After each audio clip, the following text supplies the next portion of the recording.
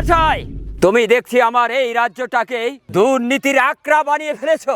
আমার দিন মজুরি শ্রমিকদের রক্ত চুষে খেয়ে তাদের শুধু কঙ্কাল বানিয়েছো, চোখ ছাড়া আর কিছু তাদের ভিতরে নেই। কেন এই দুর্নীতি সৃষ্টি করেছো?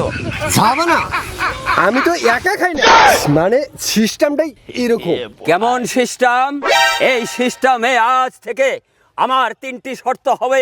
এই 3টি আইন কারণের উপরেই এই ভূমি অফিস চলবে। 3টি কি শর্ত মহারাজ?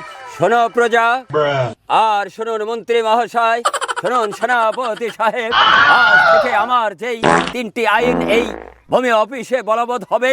আইনগুলো হলো, প্রথমেই সরাসরি ডিজিটাল ট্র্যাকিং।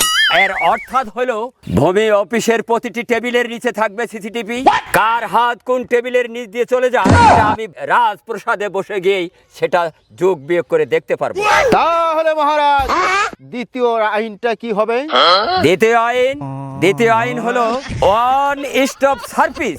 এর মানে কোন প্রজা সরাসরি কোনো কর্মকর্তার অফিসে রুমে ঢুকতে পারবে না। অনলাইনে সব কিছু কাগজপাতি হবে।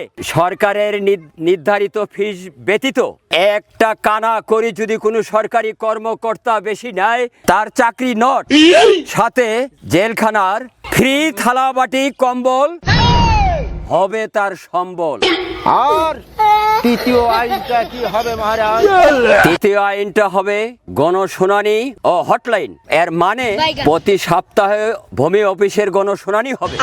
আর কোন কর্মকর্তা যদি বলে ফাইল খুঁজে পাওয়া যাচ্ছে না, কিংবা চা খাওয়ার জন্য টাকা দেন, তবে সরাসরি 333-তে, এর মানে হলো রাজকীয় হটলাইনে কল দিলেই আমার এই রাজ্যের সেনাপতি কালু গিয়ে চাবুক মারতে মারতে এই প্রসাদে নিয়ে আসবে। হ্যাঁ জাহাপনা, আমার চাবুক তো একদম রেডি আছে।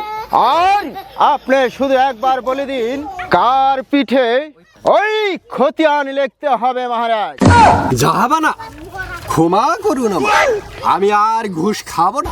কাল থেকে আমি ওই ভূমি অফিসে বিনা বেতনে কাজ করব। সাব্বাস মন্ত্রী মহাশয় আর সেনাপতি মহারাজ, আজ থেকে মন্ত্রীকে ওই ভূমি অফিসের পিয়ন বানিয়ে দেবে।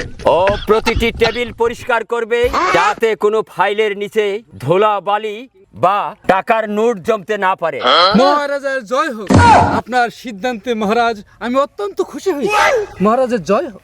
যাও যুবক, আজ আমি তোমাকে যে সান্ত্বনা দিয়ে এই প্রসাদ থেকে বিদায় করে দিচ্ছি। আশা করি এই ভূমি অফিসের কোনো দুর্নীতিবাজ এই অফিসে কোনো কাজ করবে না।